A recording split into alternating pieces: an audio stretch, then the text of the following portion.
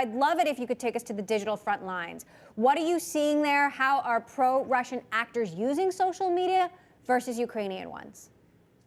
Well, I think this is an exploration and expansion of the toolkit that we saw used in 2014, where during the first invasion, the first Russian invasion of Ukraine, where Russia illegally annexed the Crimean Peninsula, we saw Russian actors using fake accounts, trolls and bots in order to spread pro-Kremlin messaging. We've moved on a little bit since then. Rather than those fake accounts, we're seeing trickle-down messages from Kremlin officials being cycled through state-run media and then laundered into the Western information ecosystem on the fringes of our political system to kind of give credence to Kremlin narratives. And what we're seeing are three main narratives. One, allegations that Ukraine is run by neo-Nazis. Now, it's important to note that while there are far-right forces in Ukraine, they do not hold any political power. They didn't even make it into parliament. Two, that NATO is actually the aggressor in this conflict, that it has nothing to do with the fact that Russia unilaterally stationed over 125,000 troops on Ukraine's borders.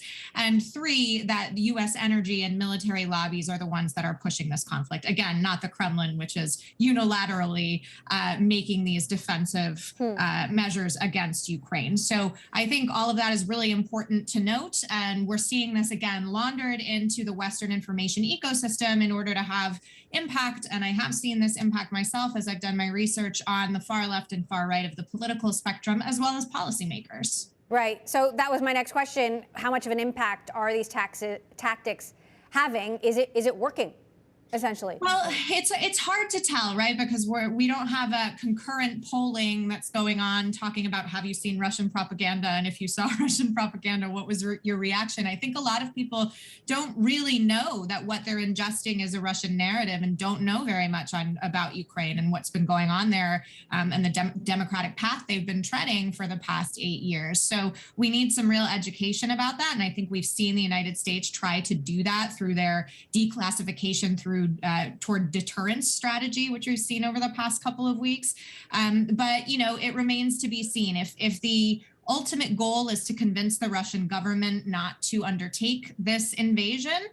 We'll see in a matter of days or weeks, I think, whether this strategy has been successful. But ultimately, you know, I think a lot of Americans and Westerners in general think of Ukraine as someplace far away that they don't have to worry about. But as we heard Leon Panetta just saying, this conflict could have far-reaching consequences, not only for Russians, but for the price of oil, which we just saw shoot up today, thanks to worries about the conflict escalating.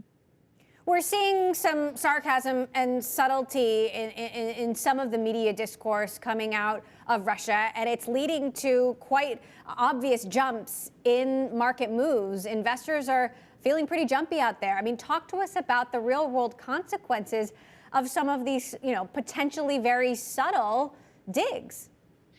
Well, you know, I think we're seeing Russia push back on the White House and the United Kingdom's kind of prognoses that an attack could be coming imminently, pushing back on the idea that, you know, their diplomats and staff aren't safe on the ground, that citizens aren't safe on the ground. But just as a reminder, whenever the Russian government alleges that they're not about to do something, and in the recent past, that's not been true. You know, they said they weren't involved in the annexation of Crimea.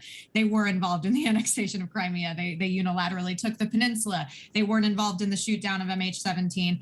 They actually were. So I think we're seeing a lot of this back and forth. And because investors are smart and they know that, you know, the United States does depend on some Russian oil, that Europe depends on Russian gas and oil in order to fuel its heating during the winter, that things could get pretty ugly pretty quickly when these sanctions are imposed on Russia if they do decide to invade. And so I think that's why we're seeing that volatility in the markets. And there's, you know, the very real consequence of the fact that Ukraine is a large country. If you aren't aware, I would suggest viewers look up a map of Ukraine superimposed on the map of Europe. It's huge. And it is right on the doorstep of Europe and could have real consequences for migration and economics in the EU and in its environs. So, you know, this war is not something that would necessarily be kept to a small region. It would have far-reaching economic and humanitarian consequences for the continent, if not the whole world. You co-authored a report to verify photos and video footage appearing on social media out of presumably Russia. What platforms are you seeing most of this stuff happen on? Is it TikTok? Is it Telegram? Is it Twitter still? And are platforms living up to their responsibility to moderate it?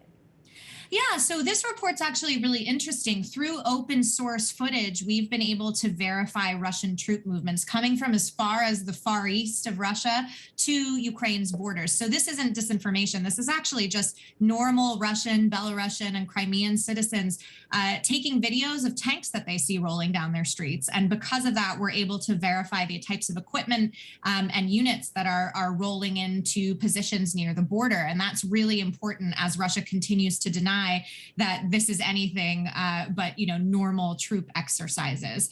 So that's the open source component there. But we've also been tracking narratives on platforms like TikTok, Telegram, and Instagram, where a lot of the discourse related to Russian disinformation has moved since 2014. Before, we used to see stuff on message boards, on Facebook, on Twitter.